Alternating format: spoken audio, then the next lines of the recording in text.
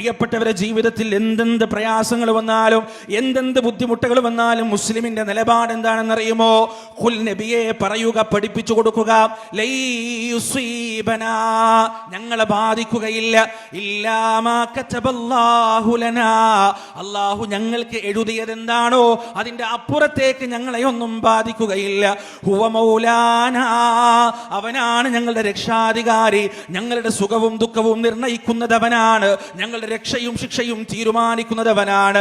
വഅലല്ലാഹി ഫതവക്കലൂ in കുൻതും മുഅ്മിനീൻ, നിങ്ങൾ വിശ്വാസികളാണെങ്കിൽ അല്ലാഹുവിൽ ഭരമേൽപ്പിക്കുക എന്ന് പരിശുദ്ധ ഖുർആനിന്റെ വചനത്തിലൂടെ അല്ലാഹു നമുക്ക് പഠിപ്പിച്ചു തരികയാണ്.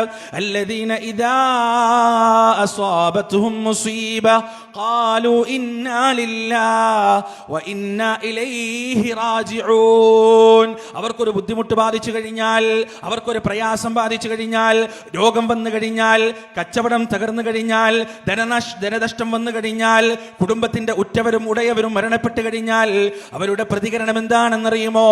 ഇന്നാ ലില്ലാഹി, ഞങ്ങൾ അല്ലാഹുവിനുള്ളവരാണ്, വ ഇന്നാ ഇലൈഹി റാജിഊൻ, അവങ്കലേക്ക് തന്നെ മടക്കപ്പെടുകയും ചെയ്യുന്നവനാണ്. ഉലൈക അലൈഹിം സ്വലവാതും മിർ റബ്ബിഹിം വറഹ്മ വ ഉലൈക ഹുമുൽ മുഹ്തദൂൻ. അവർക്കാകുന്നു റബ്ബിന്റെ പക്കൽ നിന്നുള്ള നന്മയുള്ളത്, അവർക്കാകുന്നു റബ്ബിന്റെ പക്കൽ നിന്നുള്ള കരുണയുള്ളത്, അവർക്കാകുന്നു റബ്ബിന്റെ പക്കൽ നിന്നുള്ള നേർമാർഗമുള്ളത്. പ്രിയപ്പെട്ടവരെ, എന്താണ് ഒരു വിശ്വാസിയുടെ മനസ്സിന്റെ അല്ലാഹുവിനെ കുറിച്ചുള്ള നിലപാട് എന്തായിരിക്കണം? അവൻ ധനികനാണോ? അൽഹംദുലില്ലാ. അവൻ ദരിദ്രനാണോ? അൽഹംദുലില്ലാ. അവൻ സുന്ദരനാണോ? അൽഹംദുലില്ലാ. വിരൂപനാണോ? അൽഹംദുലില്ലാ. കഷ്ടതകളിലാണോ? അൽഹംദുലില്ലാ. സുഖത്തിലാണോ? അൽഹംദുലില്ലാ. രോഗാവസ്ഥയിലാണോ? അൽഹംദുലില്ലാ.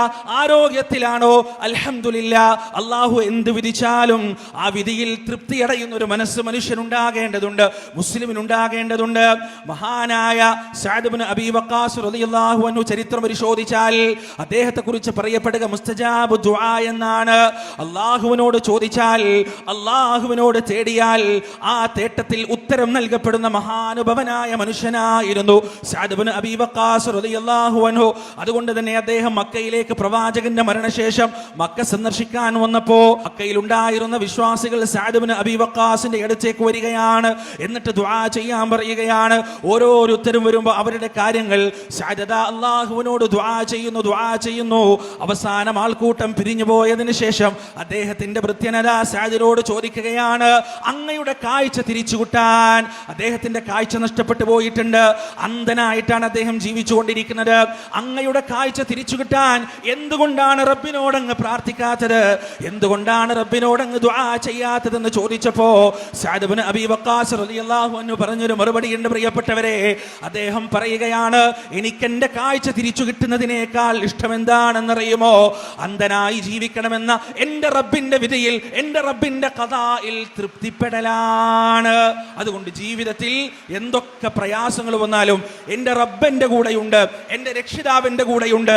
അവനാണ് എന്റെ തുണ, അവനാണ് എന്റെ മിത്രം, അവനാണ് എന്റെ രക്ഷാധികാരി, അവനാണ് എന്റെ അവലംബം, അവനാണ് എന്റെ ആശ്രയം. അവൻ വിധിക്കുന്നതിനപ്പുറത്ത് ഒരു രക്ഷയോ ശിക്ഷയോ സുഖമോ ദുഃഖമോ രോഗമോ ആരോഗ്യമോ ഒന്നും നൽകാൻ മറ്റൊന്നിനും സാധിക്കുകയില്ല എന്ന ആ അചഞ്ചലമായ വിശ്വാസമാണ് സൂറത്തു തഗാബുനിന്റെ 11ാമത്തെ ആയത്തിലും സൂറത്തു ആലി ഇംറാനിന്റെ 173ാമത്തെ ആയത്തിലും അല്ലാഹു സുബ്ഹാനഹു വ തആല കൃത്യമായി പറഞ്ഞു വെക്കുന്നത്.